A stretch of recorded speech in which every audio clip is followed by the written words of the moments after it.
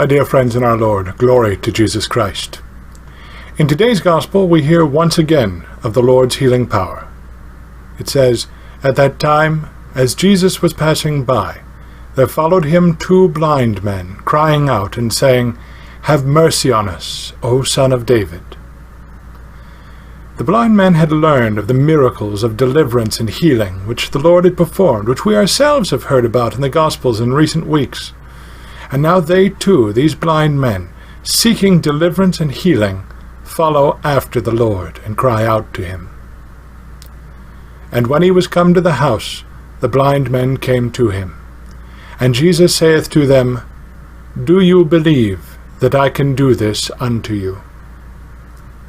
The Lord asks the blind men a single question. Yet in this single question we can see more than one thing being asked. Do you believe that I can do this unto you? See, firstly, our Lord means to ask whether they believe it to be within his power to be able to have mercy, as they had asked, that is, to heal them. Now, of course, their belief is already shown in the fact that they followed after him, and that they entreated him, calling out to him, which they would not have done if they had not believed. But our Lord asks the question in order that their faith might be made manifest before all.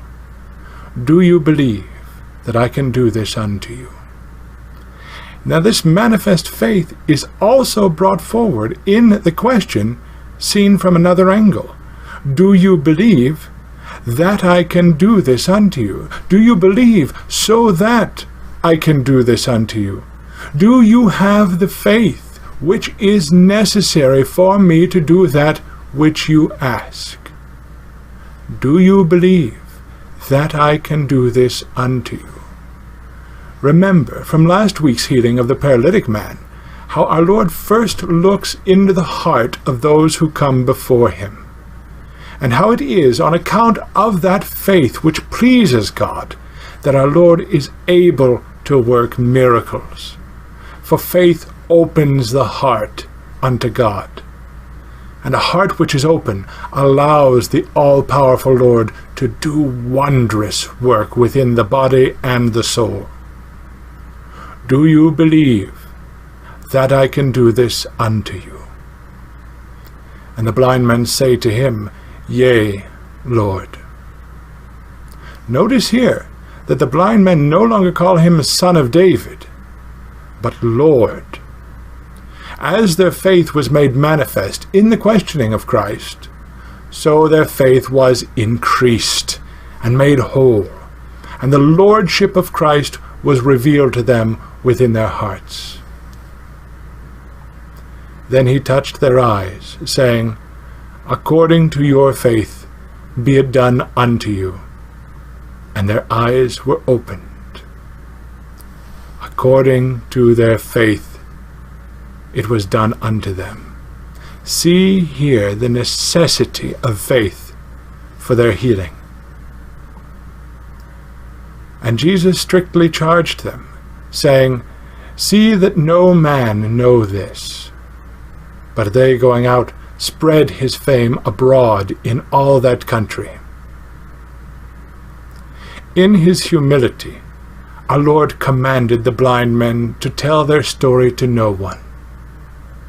Nevertheless, even though he himself did not wish them to do so, they did make their story known. And they did this not out of disobedience, but out of an overflow of gratitude, wishing to give thanks to the divine physician, our Lord Jesus Christ. Here our Lord gives example not to seek human praise in the workings of grace, so that those who do good works would flee from vainglory on their account. It is fitting that one who does good should enjoin silence concerning it out of humility, but likewise it is also fitting that the beneficiaries of goodness should acclaim their benefactor out of appreciation, out of gratitude, and not conceal the gifts which were received. Our Lord certainly knew that the blind men would not remain silent concerning their healing, but that they would openly proclaim it. And yet the Lord accomplished his purpose. For the Lord did not simply open the blind men's eyes, but he opened the inner faculties of their souls. And for this reason they proclaimed and glorified his great wonders everywhere. Indeed, so great is this fame which these men spread concerning the work of the Lord, that here we are, speaking of it, even to this day. But it is not simply the fame of the work of the Lord which continues to live and dwell with us, but that work itself continues to manifest itself even today in this world. Even today the Lord accomplishes wondrous things. As it was then, so it is now. Those of us who are blind in body or in soul, those of us who follow after him, crying out to him for his mercy, he leads us to the safe haven of his own house. He looks within us and asks us to look within ourselves as well.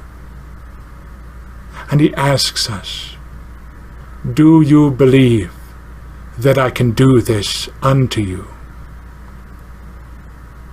When we do have faith, he bestows his healing. He restores both material and spiritual sight. He who in the very beginning of the world's existence separated the darkness from the light becomes for us light in this world. And as for us who believe in the Maker and the Creator and the Lord, who freed us from darkness and deception, who enlightened our souls and our bodies, who came himself as a light unto the world, let us therefore do the works of light and not the works of darkness. Let us strive in every way by the grace of our Lord Jesus Christ and the living faith which enlivens our souls to do good deeds, to do works of grace, to do works of healing. Let us seek not that our own fame be broadcast, but rather that the will of the eternal Father may be done on earth as it is in heaven.